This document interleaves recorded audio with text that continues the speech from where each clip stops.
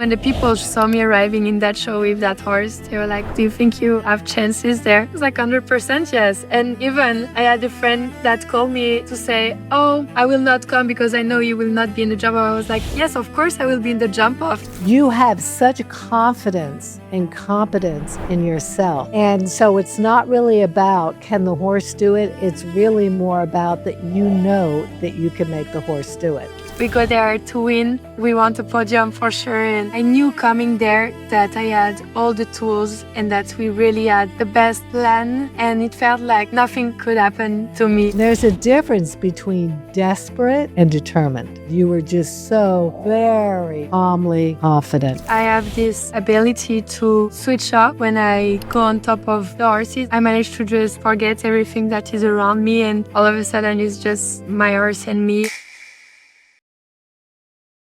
Hi, I'm Nancy Dime, a strategic interventionist and a peak performance mental skills coach.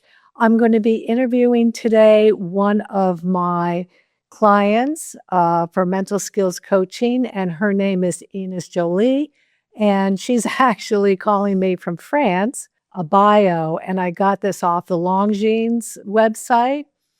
Ines Joly is a French show jumper rider known for her ambition, sharp competitiveness, and growing presence on the international circuit.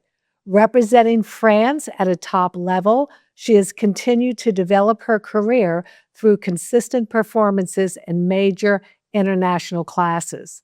On the Longines Global Champions Tour, Joly achieved a major breakthrough with a victory in the 2024 LGCT Grand Prix of Monaco, riding Ambassador Z. So that's amazing.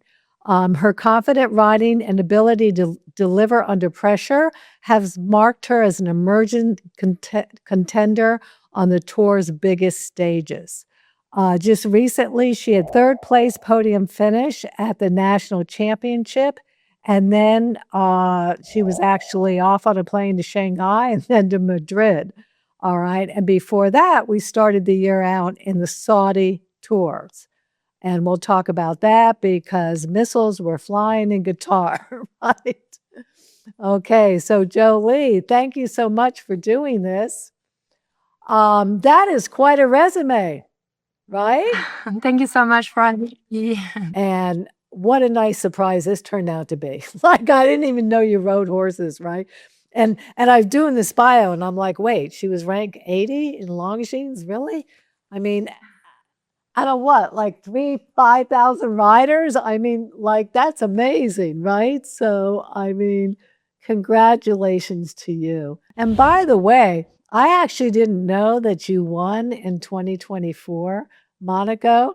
And here's the thing about me nobody believes. I literally don't do research on people who want to coach with me. Like, I make a point not to. I mean, when you've been doing it for a while, unfortunately, you do start to get to know the people and the names. But I don't think people realize that. So a friend of yours whose daughter was coaching with me, this is what she says to me on the phone. Oh, I have a friend, and not about riding, but just life stuff, family, boyfriends. And, do you think, I think she could really use your coaching. And I'm like, she said, I mean, do you just work on stuff like that? And I'm like, yeah, sure. I literally didn't know that you were a rider. No, I don't know that if you was knew that. amazing. I had no thank you. idea. Yeah, I had no idea. And then it was like, oh, wait, she rides. And then slowly started realizing what I'm dealing with here. And I just think it's funny that someone would think that the rest of your life has nothing to do with how you perform in the ring. Because as good as you are at compartmentalizing, I mean, we did work on a lot of the riding. So, the two to go together. I was saying that, yeah, I come from far. I started as a nurse. I studied as a nurse, and then I wanted to give myself 1 year break. And that's during this 1 year that I got this good result in Monaco. And I'm really happy that I kept going with the riding and I didn't go back to the hospital. Well, you started out as a nurse. Now that's interesting. So you start out as a nurse and then, nah, I think I'm just going to do show jumping. So what was your past? You grew up, your family was into horses? Exactly. I was basically raised with horses. I grew up in a stable and I've been riding since as long as I can remember. I started with ponies. I had some really good years where I was in the French team, where I did the European Championship. And after that, my parents really wanted for me to study. So I did 2 years of business school, and then I completely changed and I went for nurse during 4 years. And I managed to balance the two. But yeah, when I graduated, I really wanted to give it a shot, like all the people of my age did were after graduated. So I just really wanted to try, and I'm really happy I did it. Excellent. Wow, that's quite the journey. And you're just amazingly successful. Let me ask you this because, and I get this question a lot. Why, why are confident Grand Prix riders coaching with you? Right? Everybody says to me, but these are very confident, very talented riders. Why would they need to coach with you? So tell me, what was your reason for reaching out to me for coaching? Because I think sometimes we are really inside of our old patterns and our systems, and we keep doing maybe the same mistakes. And we need some extra tools that we can use whenever we need. And that was a period of my life that I really felt that something needed to change and I needed some extra tools to be more successful. And I'm really happy that I called you because now I know how to face a situation that before I could really have difficulties too. Excellent. So let's kind of talk about, what do you think was the biggest struggle for you that was tripping you up and holding you back? My difficulty is to say no, to don't respect my time, and to want to please the people. That was a bit the problem, and the fact that I couldn't say no would impact my daily organization, and I would just overbook and ending up having 3 days in one. And yeah, it's was just also a matter to get more confidence in my power and not give my power away to people. And sometimes we just don't see what we have in front of us, and it was really important to have you to open me the eyes on that and yeah, teach me how to get better at these things. Okay, great. So one of the things we talked about, and this is the thing right here, because I actually reached down to a lot of my show jumpers who want to be you. Okay. And I said to them, what questions would you like to have asked? And, that was one of the big things right there, was the whole business end. So it's great that we can go in the ring and we can, win and be so talented and great, but you're running a business. At any given time, like, I know you just sold a bunch of horses, but at any given time, you're traveling the globe with how many horses? I have at the moment nine nine horses, nine competing horses, and yeah, the rest are from clients. Okay. So, but when you were traveling, you were literally traveling with what, 7 or 9, right? Globally. Yes, for example, in Doha was with three, and in Abu Dhabi in the same time three also. Okay. Then the rest of the time I go with seven. Yes. Yes. Okay. And so, but in between all these traveling and all these shows, you're hopping on a plane and you're running back, right, to go train and work with the other horses that aren't, right, on the tour with you. Right. So, I mean, the logistics of all that. So, think about this, that if you're so booked up with all the training, all the shows, all the traveling, and I know that you have sponsors, so you have to show up for photo shoots, hear a podcast, right? I mean, you have to like you one little thing. I mean, if it's stacked up that tight with your schedule, just one little thing, it all falls apart, right? Totally, totally, yes. Yeah, and that's what you were really struggling with. So let's talk about people pleasing and not being able to say no, because I think that's where we started. All right. First of all, number one, just like when you're doing a horse show, you have to walk the course. You have to make a good plan, right? Okay. Then you have to commit to the plan and then you have to execute the plan.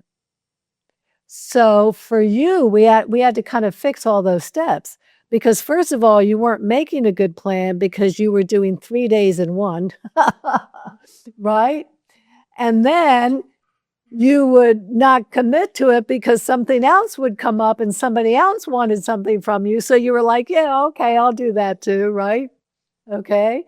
So you're unable to execute on that. Now you're stressed. Now you're running behind and now everyone's mad at you, right? Okay. So, tell me how much progress do you think you made with all of that? I think I made already a lot of progress. I still have to work on it. It's something that I'm working on daily because it's been something that I've been doing for a long time. But right now I'm every day learning and getting better at this. And I feel like I'm able to make my days have my days better organized, and then to be able to fulfill my goals of the day. And I think it's super important like that we don't let anyone down, and we we keep the people happy in a way that we can do what we said that we will do. And when I used to overbook, then I would have some people disappointed, and if I just had said no, this would not have happened. So now I'm much more like I can do that now. And so, what was the fear, do you think, that was holding you back from just saying no? What was the fear that you had? Honestly, the fear of having the people not, in a way, not liking me or being disappointed, to let down the people and not give my best and try my best to make it work. So I would try to really do too much. And yeah, and this couldn't work. Okay. So, because the reality is, if you make one of your sponsors or one of your investors, owners of these horses, if you make them upset, they could pull the horses, right? Exactly. So I just had to prioritize more what I needed to do during my days. Like that was all lack of organization, I would say, and yeah, and everything behind, of course. But this organization was really important, and I was really liking this. Okay, great. So, that fear, and also, the feeling that we get when we're always late, we're always behind, overbooked, all of that. Did you feel out of control? Yes, out of control, and was adding a lot of stress that I didn't need at that period of time because it was already pretty stressful. So it's just negativity that's been added up. Great. Okay. So then what happens, Ines, when you're feeling out of control and all of that is going on and, things are dropping here and there and that's not working and this person's mad? How does that affect you then when you go in the ring? Well, for sure it affects in a way, but I would say that I have this ability to switch off when I'm on my horse. When I go on top of the horses, I manage to just forget everything that is around me and all the problems, and then all of a sudden it's just my horse and me and what we have in front of us. But then as soon as you go down the saddle, the real world kicks in, and then you arrive with this wave of things to do and it's too much. So yeah, then you can feel overwhelmed, and for sure impacts in a way. But that's where I think my lucky charm is. I really have this ability to, I don't know, it's war mode. Okay. Yes. And, this is something that you had even before you started coaching with me. And it's really what sets you apart. I think for so many riders out there, you are really excellent at compartmentalizing. I mean, the way that you can just have total chaos and shut down that and move into being in business, as far as your business is showing in the ring, is really amazing.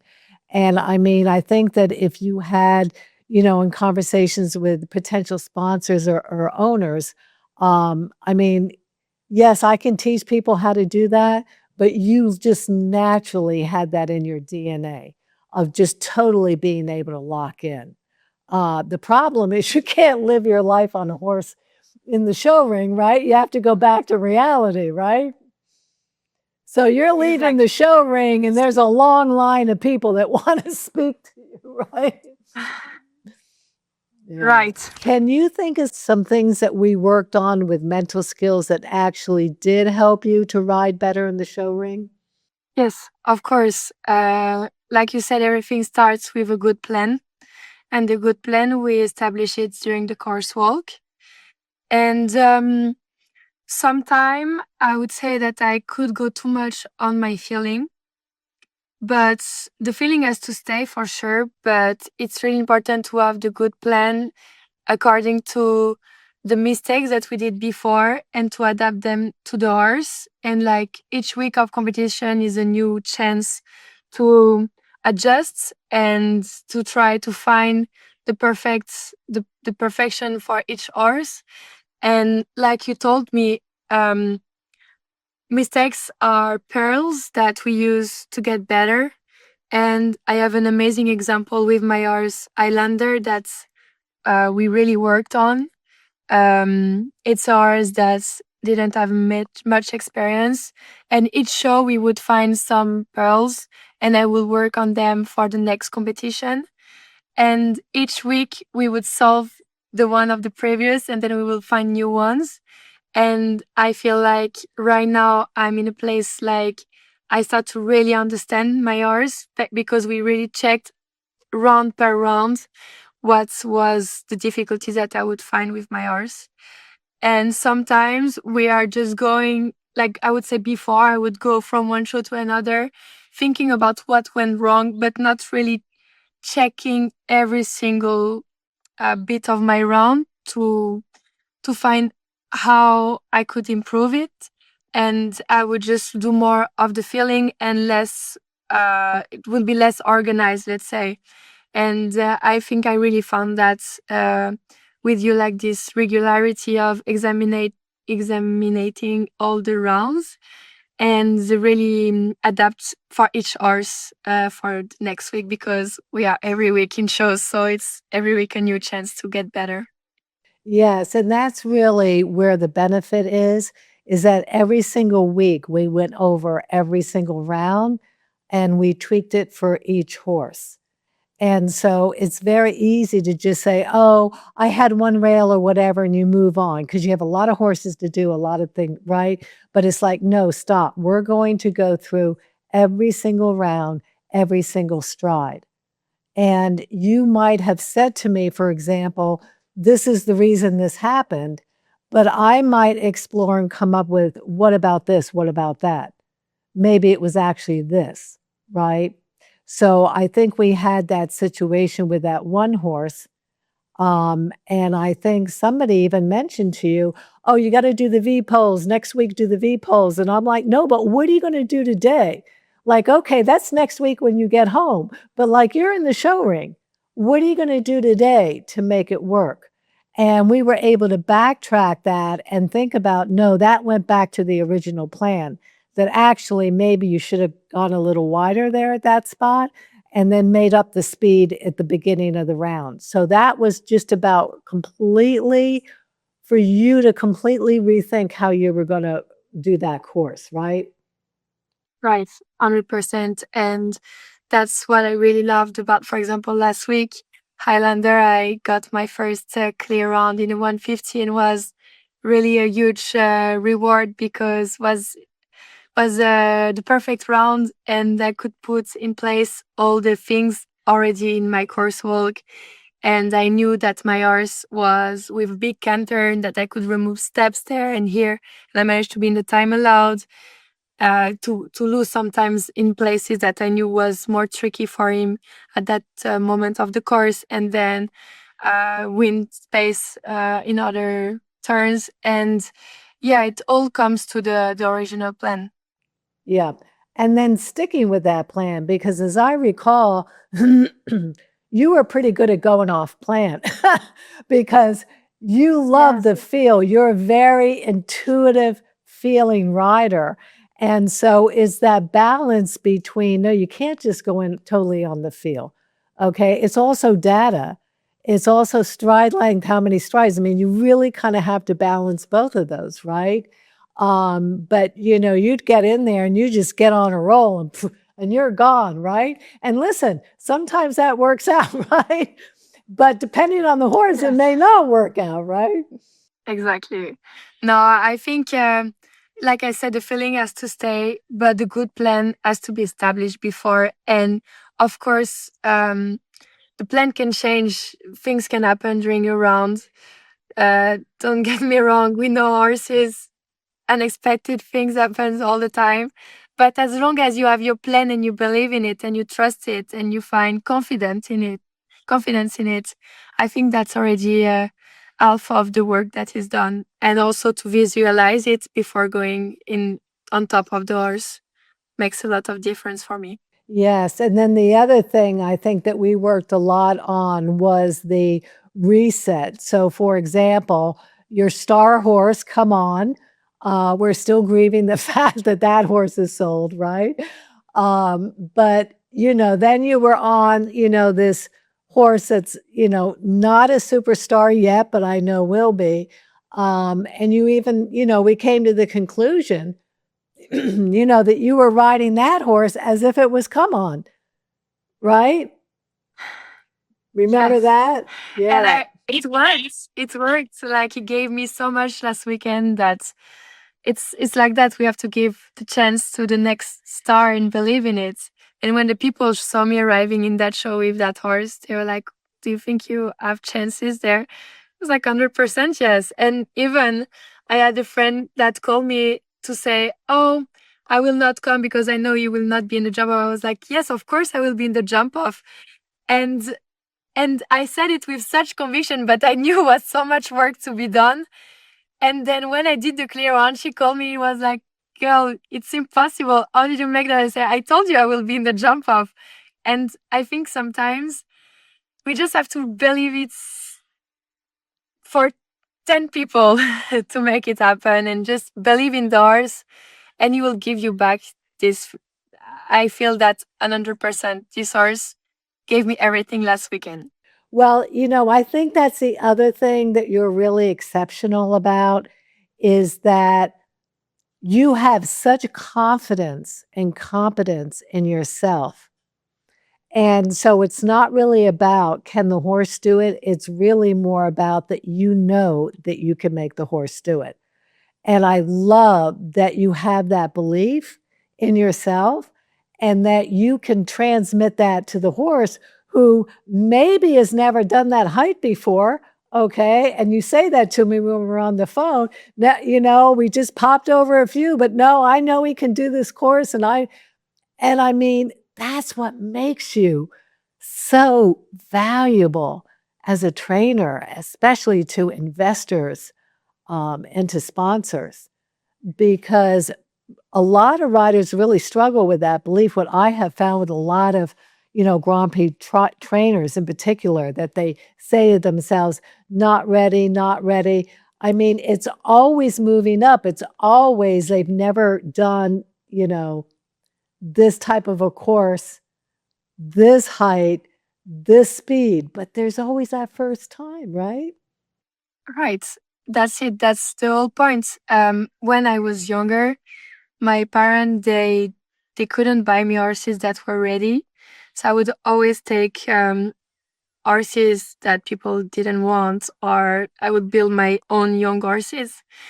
And I really wanted to do what the others, the top riders of my age, were doing. So I just did everything in my power to make the horses that I have in home to be able to do that level.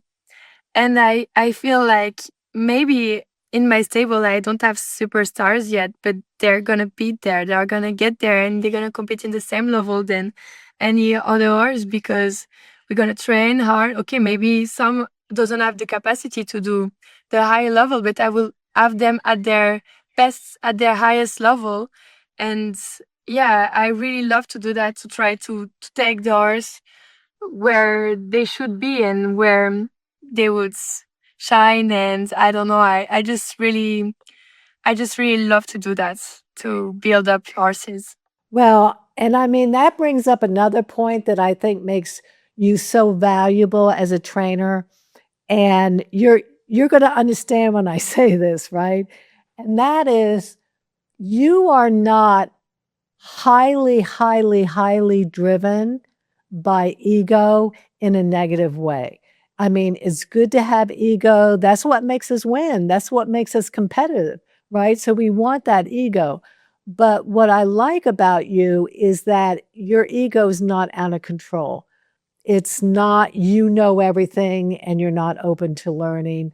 I know when we've discussed and we've gone through each horse that you're going to take in a show, I will say to you, okay, what's our intention with this horse? And then what's our intention with next?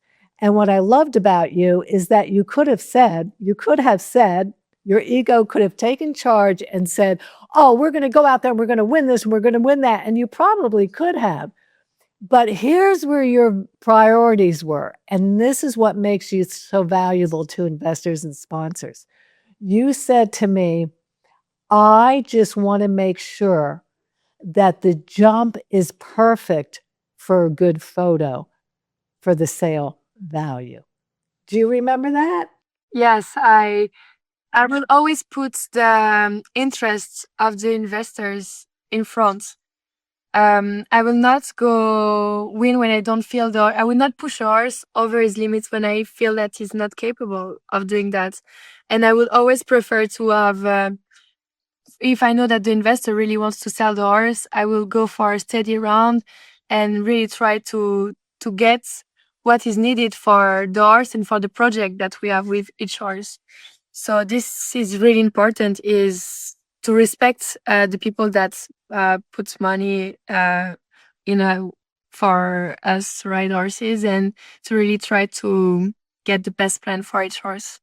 Absolutely. And you may not believe this because you're not like this, and I don't think you've ever done it, but I literally have riders that they have a great horse, and let's say their family's in the business of sales or whatever, or maybe they are, but somebody else is influencing the sale of the horse, and they take the journey much slower. They start putting on the brakes. We have to work on this more, work on that more. And literally, I have to say, not only are you holding yourself back, you're holding the horse back. Like, why are you holding the horse back? Oh, because it might get sold. Too bad. like, that's the way it is, right? If you need that because, that was the plan that you bought this horse and your family needs to sell it in a year or whatever, or the owner does, that it's their call. But it's all subconscious. I'm not saying that they consciously do this, right? But I'll say to them, okay, it's been 3 weeks. Let's pick a new goal. Okay, let's move this goal up. Let's get this moving. Okay, yeah, because you can hold a horse back forever. Is that not true? Yeah, it's 100% true. We see that a lot, but that's where I think the riders then they lose their. When we see owners that don't stay long time with riders, is because they get this type of situation and they see that they are being held back. And I think this is not fair. Like, we know when we start a project, everybody has their own goals, and the ball has to roll, like, for the investors. And we know that if the project is short term, medium, or long term, and then we have to go according to that, and then to evaluate each step of the way where we are at with the horse, and set the goals, and to try to get everyone happy and have what they are looking for. And me was, for example, was an amazing way for my career to get investors, because we found horses, we developed them, and they allowed me to jump in stage that I never had before. And then it's where you thank the people by finding the perfect match for the horse and sell it. And that's what I've been doing the last 4 years. And each year I'm jumping the highest level with different horses. I never did 2 seasons with the same horse. So that's what I like also, is it's never the same. Of course, I would love one day to maybe have one horse of me, a young horse that I can keep and aim for championships, and find a owner that really wants to do a long-term partnership.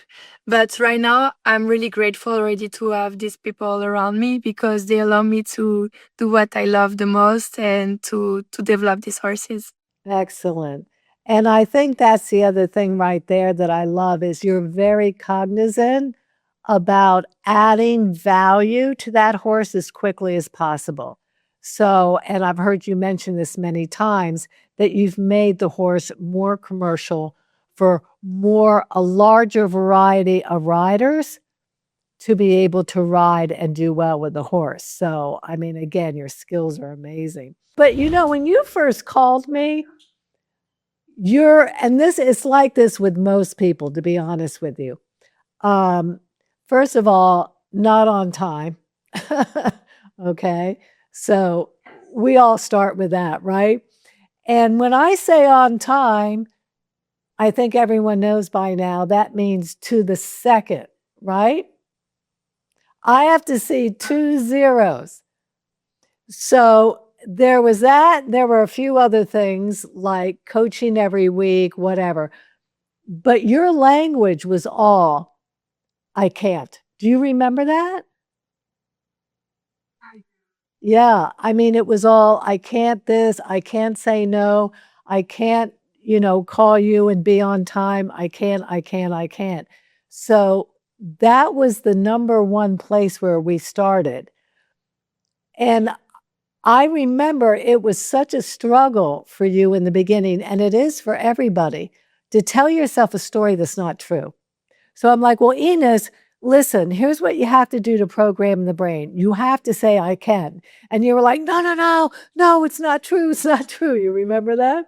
Yes, I remember. And when I think about that time, um, it was mostly a matter of organization, and not believing that I could, and yeah, telling myself stories about, yeah, I can't say no to that person. I have to do that for this person.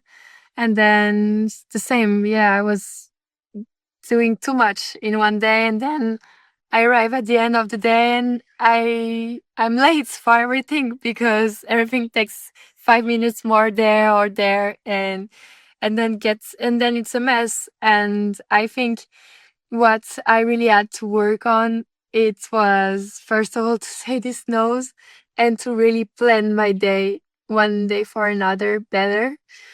And yeah, to be able to show up on times for important things and to make time for the things that were important in my life also. And so, but it all starts with telling yourself you can, even though you don't believe it in the beginning. And that's what people sometimes don't get because, well, it's not true, so I can't say it. It doesn't matter. That's where it starts. It starts that you tell yourself a new belief and a new story. And then what do? Then your actions have to match that. If you tell yourself and you believe you can, I guarantee you, your actions will match that. Let's talk about, for example, getting triggered by other people.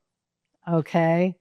Yeah, that's a big one for everybody, for everybody. And so again, it starts like, I can't help it. This person said so and so. They made me feel. So that just like puts us totally and completely in the victim mindset. And when you're a victim, you are disempowered. And since people are making you feel bad, you believe they're making you feel bad. Now you're angry. So can you speak to that? Yes. So my old rider, I'd say, how we call that? Identity. Sorry.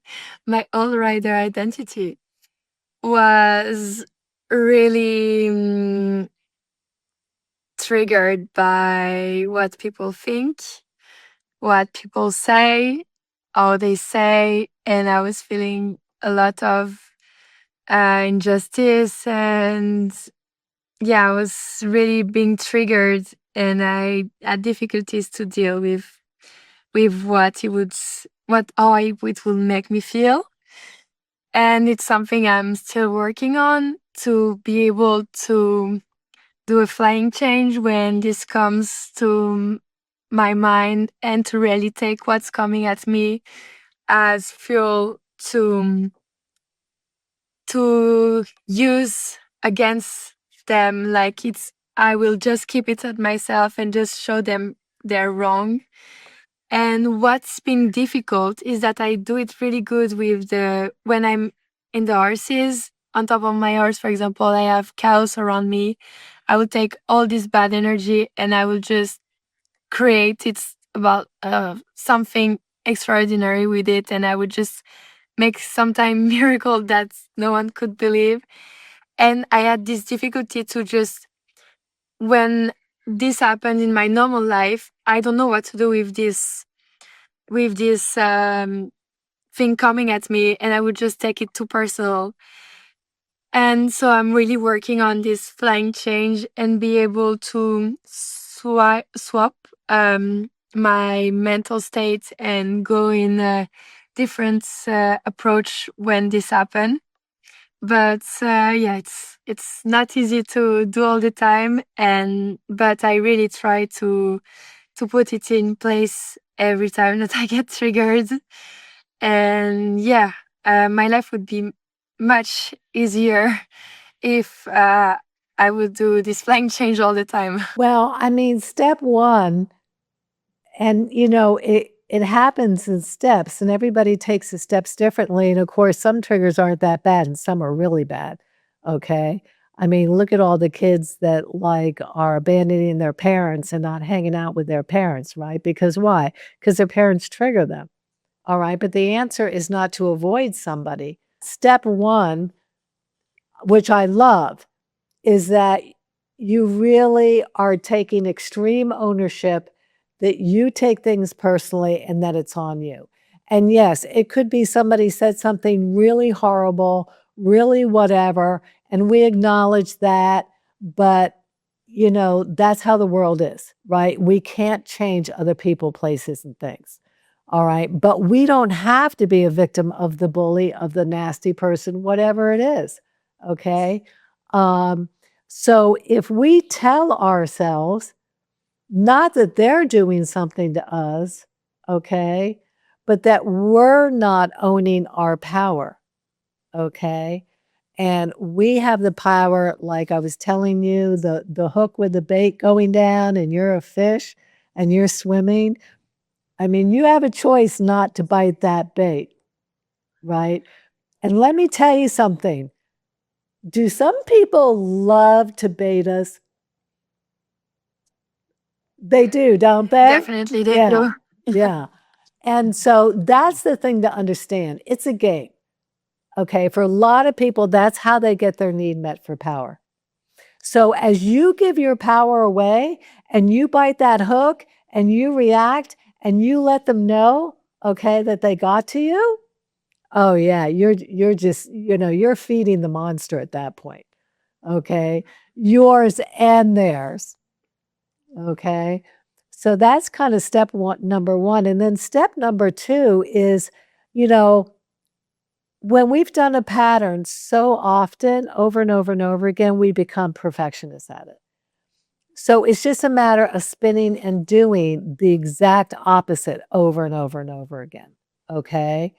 And so as you were mentioning, really to see it, not as somebody doing something to you, but as rocket fuel. Just try to don't let it affect, to use it as power, of course, and yeah, to don't get triggered by the noises around. It's I'm trying to do that. I'm doing that now. Well, I think one of my writers said the question she wanted me to ask you was, when you're in the show ring at these really big arenas, like you were in Shanghai, that arena is amazing. Um, how do you keep from getting distracted from the noise? I really put myself in a type of bubble when I'm in competitions. I have my rituals, and Shanghai was impressive because it's an amazing arena, and we are expected to perform there. But I would say the show that really was difficult for me that this year was the French Championship, and we really worked on that because I was really worried entering the show, and I think we worked 2 weeks in advance. We started training. Started to talk to you about my of what I was worried about, and how I could be good enough for my horse. That's for me the superstar, and I just didn't want to let him down, as if I knew that would be my last show with him. But we really worked on this, and I knew coming there that I had all the tools and that we really had the best plan, and it felt like nothing could happen to me. I don't know, maybe sounds super like I just found so much comfort in everything we prepared before, and I arrived with all my plan set, and was just a difficult show for me because I was really expected by everyone to do good, riding such a good horse. But he was still young, jumping in a senior championship, 9 years old, jumping 155, 160. His second 155 was a tough stage, and yeah, I really found comfort in everything that we made in front of the championship, and we really went there with the mind like we go there to win, and we want a podium for sure. And I don't know, it just was amazing to bring that medal in home. Well, and honestly, the pressure, okay, because it's the French national, you're the French rider. And you have an amazing horse. And so that could have gone completely the opposite way, right? And so it was really, and 2 weeks really isn't that much to work on it. But no, you really got yourself in the right head for that. And I think you just said you were just so very calmly confident. And there's a difference between desperate and determined. And that's what happens even with the top and the best riders, right? That really, really important event. It's hard to stay here on this neural pathway and not go to this neural pathway, which is like, oh my God, I got to do it, right? So you absolutely learned how to take that pressure and make it work for you. Wow. How exciting was that?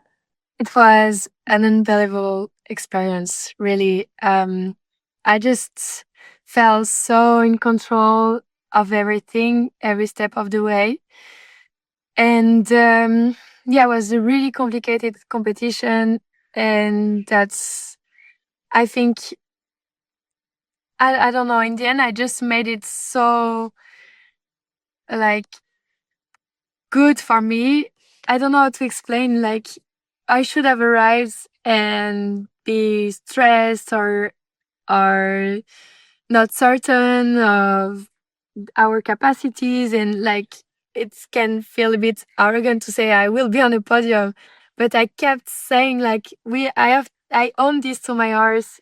He's amazing. I have to give that to him. And yeah, this all the plan that was done, the ritual, the visualization, to know exactly where I could do false, where I did false in the past, and what I had to work on to don't do the same mistakes. And yeah, just felt we really planned this show, and went everything like we expected. It's like we did it in our heads before it happened, and it's really gave confidence, like that we can do it, and yeah, that we have all the tools in our hands. So exciting. Congratulations for that. Just a quick whatever. Guitar? Was it guitar? Where I got this phone message from you and it's a video and there's missiles flying. Ah, Do you yes. do you remember that? And you're like, hey, do you have time to talk? And I'm like, what's going on? And you sent me this video. I'm like, where are you? Yes. Oh my Tell God. us that story. So I went in advance to the show of Doha, and I was the only rider of one of the only three riders that already had arrived for the global, and happened to be like missiles, and I was riding common actually, and we heard a big boom, and was a missile that just been intercepted up of our head. And Common was such a nice boy, he just didn't do nothing. The rest of the horses, they went crazy, but I don't know, Common is just amazing. So he just stayed quiet and took me back to the stable nicely. And then, yeah, everything started to go mental there, and we had to go back to the hotel. But I was alone in my hotel because nobody had arrived from the other riders. And we start to receive these alarms saying that there is an elevated threat coming, and it was pretty scary to be alone facing that. And was, like you saw in the video, so many, like we could see everything from my window. And yeah, the first night I was really scared, but then after after was better. But I think in this situation, like I think we are confronted to stress. Okay, it's not the same type of stress, but I think as an athlete, process things different. Like the rest of the world was seeing that and sending me message like, wow, you should be devastated and everything. And I think, okay, for sure it was scary. And yeah, was unexpected. But I think we managed it pretty well. And that's thanks to the mental skills. So, do you think that you would have been more stressed and more scared if you hadn't had the mental skills training to do those flying changes? Yeah. Yeah. I think because honestly, from my window, we would see absolutely everything. And I just managed to stay quiet and calm and like try to act like we were told to and don't panic, because on this type of moments, people can panic. And yeah, no, I think I just stayed quiet and yeah, I handle it in a weird way well. Well, I mean, and then you couldn't get out because there were no commercial flights out. And then everybody wanted to get their horses out, right? And I guess it was easier for cargo, for flying horses to get the horses out than it was from the people. I mean, you didn't even end up flying out, did you? Didn't you have to like take a train or something to another city or something? How did you get out? Yes. Like the horses, they left on a Monday, and we managed to go by bus from Doha to Riyadh. And so we had a long drive in the middle of the deserts with camels by the road, if we can call it a road. And it was really a crazy experience, but I was with good friends and we stayed together in this, and I'm super grateful. It's a friend of mine that organized our trip back home. So we took the bus, then our flight was cancelled. Then we got the flights, and when we were all sat, they said, "Okay, we have to wait because there are some missiles that are being intercepted." And then at some point, he was like, "Okay, let's go." The plane took off, and then yeah, the guy was like, "Oh, champagne for everyone." Yes, we are safe. We passed the border, and then we arrived in Germany. Then I took a train to Paris, pick up my car that was in the airport, and drove to Deauville. Took 48 hours, but I was so happy to be back home and to have that behind me. Wow. Wow. So how fun is it to be on a global tour? And that's a first for me. I mean, I've had people call me from all over with all kinds of problems, but the missiles flying, yeah, that was a first for me. Yeah, I'm like, wait, what? What? You're kidding me, right? Of course, I had a hard time tracking you. I didn't realize that I was so bad at geography. I kept saying, wait, what country are you in? What city? And I'm like looking on my phone. Where is this? Oh my yeah, it gosh. travels a lot since the beginning of the year. I think I had just 1 week without shows. And then, I mean, you also had to deal with changing. I mean, you got another trainer.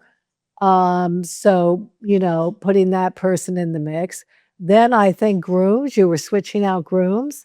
So, getting to a foreign country and then all of a sudden it's like, oh, your groom's gonna, maybe leave or whatever. And now you have to, I mean, everybody that says, oh, this is what I want to do.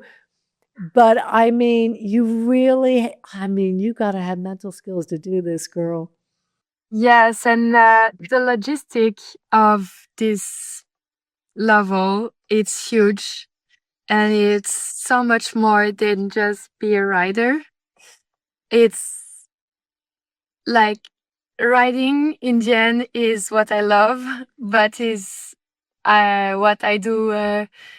Okay, I ride 7, 8 horses per day, but the rest of the time I have to organize. I was saying that the rest of the time I have to organize everything, the shows, the logistic behind the grooms, and the best plan for each horse. Like it's a lot of things besides the riding.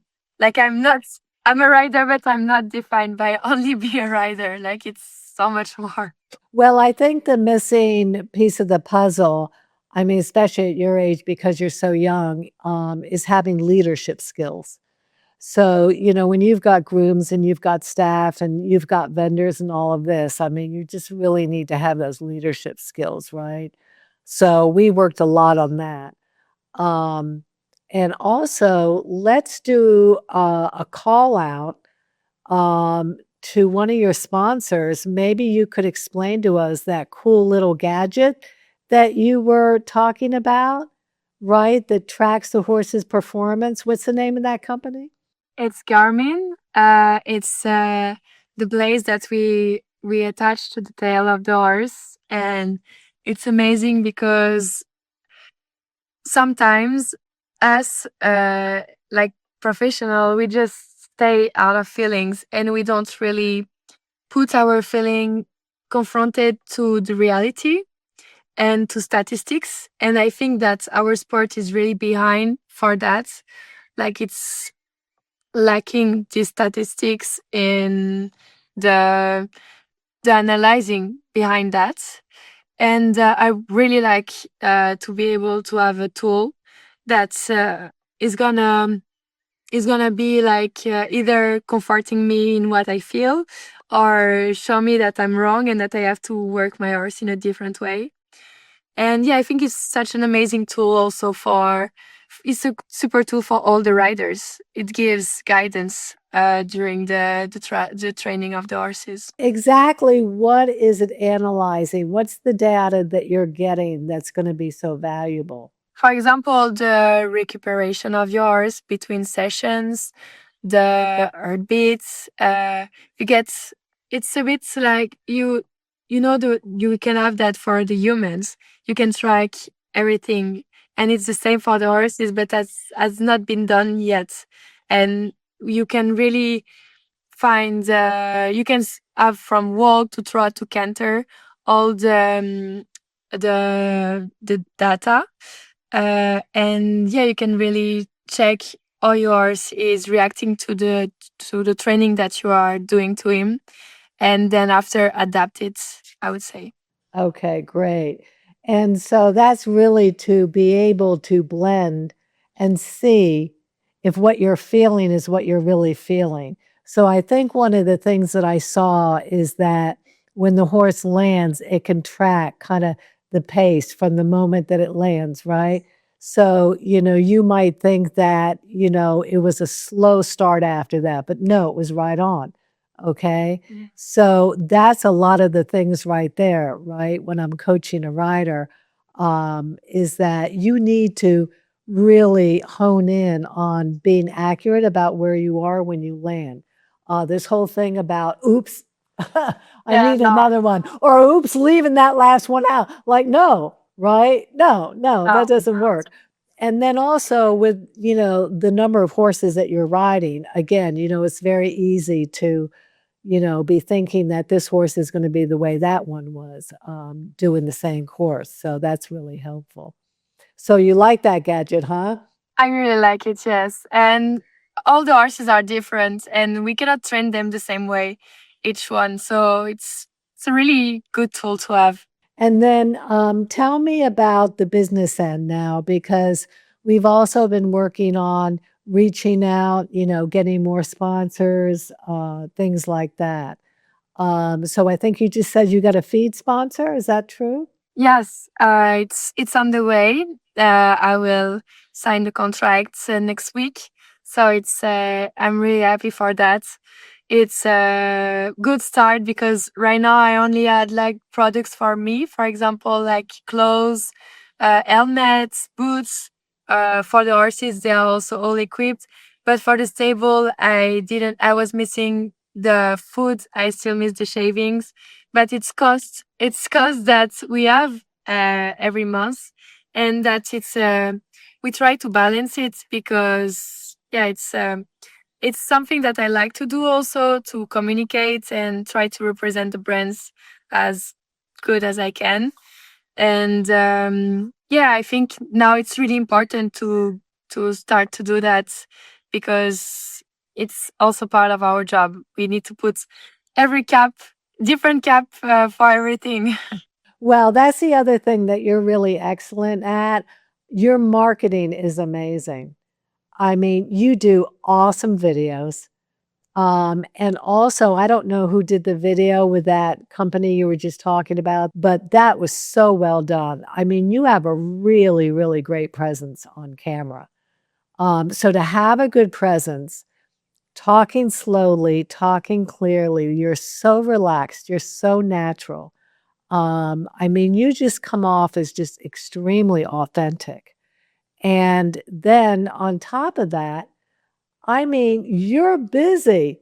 You're always getting those videos up and they always look amazing. So, I mean, and that's what sponsors are looking for, right? Right. And also what's super important is to be communicating on the good time. Like, as you know, the shows are each week different with different horses. So it's really important to communicate after the show and to place some advertisement, like the Garmin, for example, in the between the shows. And yeah, it's a programmation. In the end, it's like everything. It needs to be planned in advance and to have the brands happy and to get as many sponsors as possible. All right, great. So, what are our goals moving forward? Now, you just had 3 great horses sell, which is the good news and the sad news. But what are our goals? What shows do we have coming up now? I mean, we've hit a lot of them. What are we missing? I don't think we're even missing any, are we? What's coming up? What's coming up? So I have 3 globals coming. I have Saint-Tropez, Paris, and Monaco.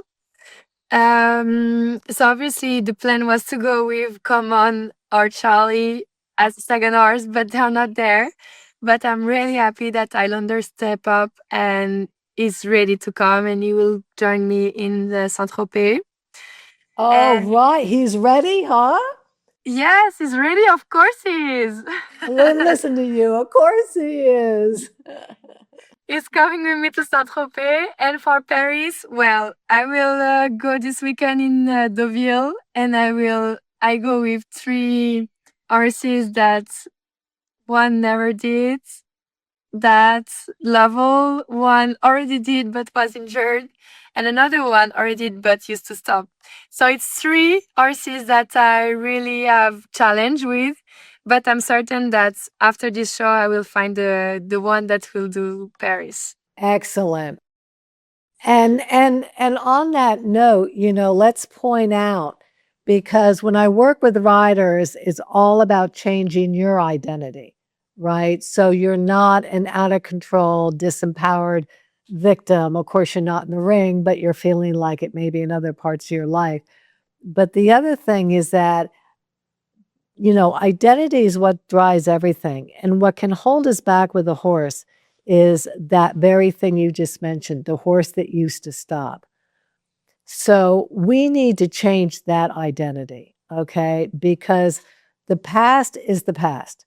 So every time we get on a horse, yes, it's good to know what a potential problem might be. But as soon as we come up with a solution for that, then we get rid of that. We don't think about that anymore. And we're hyper focused on the solution. So the same thing with a story, a horse that has a past. So, and I know you've been working with this horse, and I heard you just say he used to stop. Okay. But see, now, what's his new story? Now he's doing amazing. I did 3 shows with him, and he's just jumping great. And I think I will step up this weekend. Last week he was jumping the 140s. He was 2-time clear, and in his first 145 Grand Prix since I got him, I was with 1 down. Was really good. And yeah, I think he's on a good road, and I really believe that he will get back to where he was. And I'm really happy with that because it's a horse of a friend, and she has a lot of faith in this one, and wanted me to try to give it a shot. And that's good that I have these people putting their trust in me, and that it's going good. I really want to help as much as I can, and it was a good reward that the horse jumped like that. So let's do this. Let's never have come across your lips the horse used to stop. Okay, so we don't like that is old news. Okay, it's not who the horse is anymore. It's not even the same horse. That's what's so great about you. They're not even the same horse. And so instead of that, let's say, and this is the new story and the new identity, Islander always nails all his jumps. Yes, it does. You like that? You like that? See, that's the new identity. Yes. Okay. The horse now. He don't even think about that. Yeah, no. This is who he is now. Okay. And you're going to ride him like he's like that. Again, little more certainty maybe right before that jump. Okay. But again, you know the solution. So this is the new story. And then the other thing I heard you say was, and I think he's really going to, no, not think. He will. Right? I don't let you get away with anything, do I? I know, but it's true. These horses that come with the past, we have to give him like a free white page and just write the new story. And I really like to do that. And I mean, you really excel at that. So the way to look at it is that, like you're an artist and now it's a clean canvas. Okay. That's gone, clean canvas. So, I mean, I'll wrap it up with that. But I mean, I am so impressed with you. You went from I can't to being so coachable. My favorite thing about you is that when we talk about something to change, you do it the next week. Like no grass grows underneath this girl's feet. Like the next week, yes, I got that. I got that. I got that. So very, very impressive. And thank you so much for doing this. I appreciate you taking your time because I know you're so busy. Okay. All right. Thank you so much, Jolie.